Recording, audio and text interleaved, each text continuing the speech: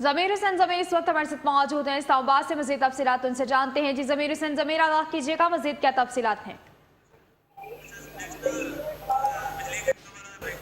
जी बिल्कुल, वज़ीर-ए-आज़म पाकिस्तान इमरान खान साहब थोड़ी देर बाद कौम से खिताब करेंगे और खिताब करने का वक्त 7:15 बजे बताया गया है कि 7:15 बजे वज़ीर-ए-आज़म पाकिस्तान इमरान खान साहब कौम से खिताब करेंगे। और जो उन्होंने सऊदी अरब का दौरा किया है, जो विजिट किया गया है, उस दौरे से वापसी पर आज वो कौम से खिताब करना चाह रहे हैं और आज वो कौम से खिताब करेंगे।